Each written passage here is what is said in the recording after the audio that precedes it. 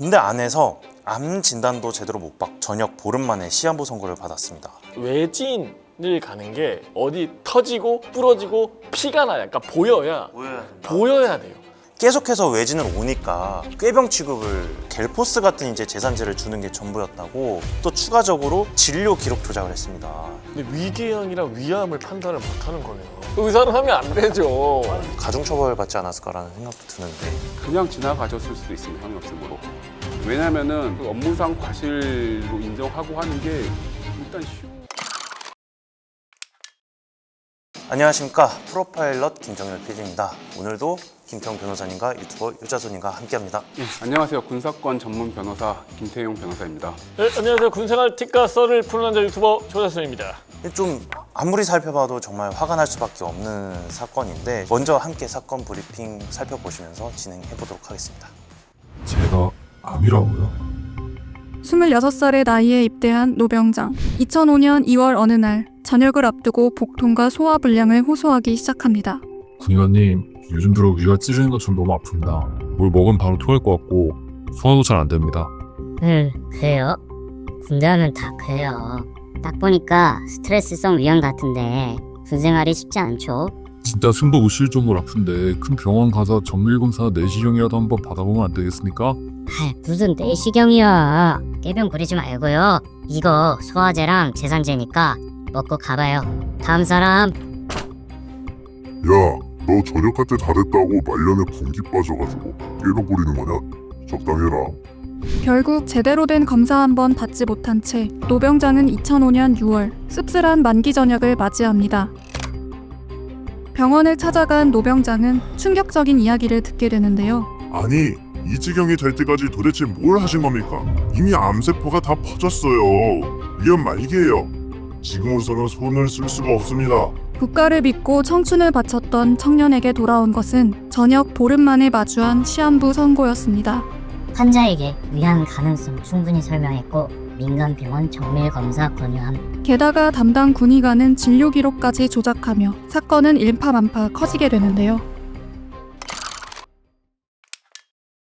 참 너무 속상한 사건이에요. 효자손님도 이렇게 군 병원이나 의료 체계를 좀 겪어보신 적 있나요? 기본적으로 뭐 지금은 좀 많이 시스템이 달라지긴 했습니다만 그 외진을 가는 게 쉽지가 않았어요. 분위기 자체가 눈치가 너무 많이 보였던 좀 시기이기도 하고, 그리고 이게 어디 터지고 부러지고 피가 나야, 그러니까 보여야 돼요. 또 이제 어떤 제보자 분께서 복통이 있었어요. 뭐 사실 뭐 복통 어디 뭐 진통제 하나 줄까 이런 걸로 대부분 맞잖아요. 근데 제보자도 너 그거 꾀병이야 먹어. 그리고 이제 제초 작업을 나갔을 거 아닙니까? 근데 또 통증이 약고 막 식은땀이 나니까 다시 이제 그 의무대에 갔을 때 담즙을 토해냅니다. 그 초록색. 그래서 이건 좀 심각하다. 그래서 외진 보내니까 맹장이 터진 거예요. 그래서 이렇게 뭔가 보여야 돼. 아니 근데 보여지면은 이미 병세가 악화된 거잖아요. 그래서 맹장이 터진 다음에 외진을 가서 그게 확인이 된 거예요. 그리고 또 저도 뭐 썰 하나 또 있는데, 이빨이 아파가지고 저는 부대가 이제 국군 수도병원이랑 가까워서 이제 외진을 가면 국군 수도병원을 가요. 수도병원 가서 치과를 갔거든요. 치과는 절대 가지 말라고 하던데. 찍어보니까 이거 사랑니 때문이다. 누워가지고 얼굴 가리고 이제 이만 딱 주고 있는데 갑자기 군의관이 야 일로 와봐, 이게 사랑니야, 봐봐 이렇게 해가지고 이렇게 빼는 거다, 너 한번 해봐 이러는 거예요. 이게 말이 되냐고요. 그게 야 잘했어 이러는 거예요. 빼긴 잘 뺐어요. 네, 빼긴 잘 뺐는데 환자 입장에서는 이게 무슨 일이야, 이거 문제 있는 거 아니에요? 문제 있죠. 후배 군의관 있지 않았을까? 근데 이번 사건은 그 심각성이 큽니다. 첫 번째 쟁점으로 미흡한 초기 진단 시스템을 꼽아봤습니다. 노 씨는 이제 전역에 가까워진 2005년도 초부터 극심한 보통을 호소했어요. 하지만 군의관은 조직 검사 후 위궤양 진단을 내렸는데 계속해서 외진을 오니까 꾀병 취급을 했다는 거예요. 또 어떤 범죄를 좀 적용할 수 있을까요? 의료 사고에 있어서 가장 이제 기본적으로 검토가 되는 게 그 형법상 이제 업무상 과실치사죄, 업무상 과실치상죄입니다. 더 쉽게 말씀드리면은 다른 의사들 같았으면은 이런 부분 다 체크가 됐을 텐데 이 사람은 왜 이렇게 했냐? 그렇게 되면 이제 업무상 과실이 인정되고 민사상으로 이제 손해배상 책임도 져야 될 거고요. 다른 전문의들은 이거는 암소견으로 볼 수 있는 충분한 상황인데 추가적으로 정밀 검사를 했었어야지 왜 안 했냐는 거예요. 악의가 있다고 생각하진 않거든요. 뭐 예를 들어 이 사람이 진짜 암이야, 군의가 아니고 사람이라면 어떠한 조치를 내가 얘가 싫어도 심지어 싫어도 당연히 어떠한 조치를 했을 텐데 이건 암 자체가 아니다라고 아예 단정을 져버렸으니까 처방하고 끝낸 거 아닌가 싶거든요. 그 현장에서는 이제 외부에서 좀 검사를 받고 싶다라고 하면은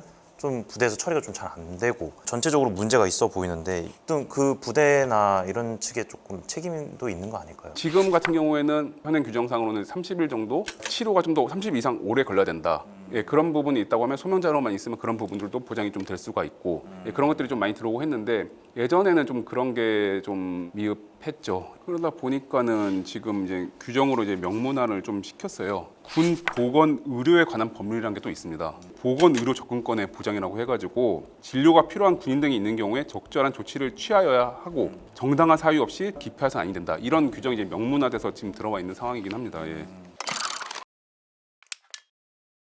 근데 또 더 황당한 사건이 있어요.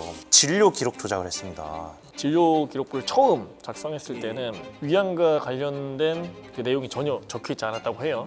근데 7월에 그 부친께서 진료 기록서를 요구를 하니까 그 소견을 추가로 적은 거예요. 해놓다 보니까 이게 이제 11월 달에 이제 들통이 난 거거든요.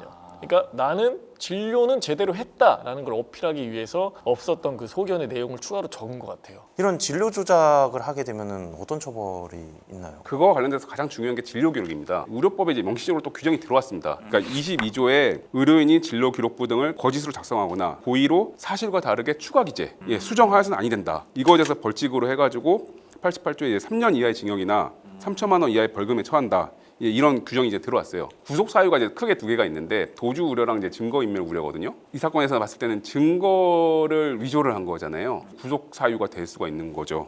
의사들 같은 경우에는 사실 재판까지 가서 징역형 이상이 어쨌든 나와지게 되면은 의사 면허가 취소가 됩니다. 진료 기록부 등을 이제 건드리게 되고 하는 경우에는 1년 범위 내에서 이제 면허 자격이 정지가 될 수가 있고요. 그래서 이 군의관이 어떻게 됐을지가 좀 궁금해요. 진료 이제 차트 조작까지 한 거잖아요. 가중처벌 받지 않았을까라는 생각도 드는데 그냥 지나가졌을 수도 있습니다. 혐의 없음으로. 왜냐하면은 그 업무상 과실로 인정하고 하는 게 일단 쉬운 게 아니에요. 결과적으로 이제 오진한 걸로는 뭐 드러나긴 했지만 그 당시 상황에서 봤을 때 정말 최소한은 했다라고 인정이 되면은 업무상 과실이 부정되는 경우가 많고 그런 업무상 과실 판단에 있어서는 그 진료 기록 감정이 이제 정말 중요하거든요. 완전 전문 분야잖아요. 그 진료 기록 감정을 하는데 이 진료 기록 감정은 또 누가 하겠어요? 예, 의사가 할 수밖에 없죠. 의사들에 관련된 거다 보니까. 저도 이제 뭐 신중하게 말씀드리지만은 의사들한테 조금 유리하게 나와지는 경우들이 조금 전반적으로 좀 많은 것 같아서. 근데 위궤양이랑 위암을 판단을 못하는 거면 의사는 하면 안 되죠.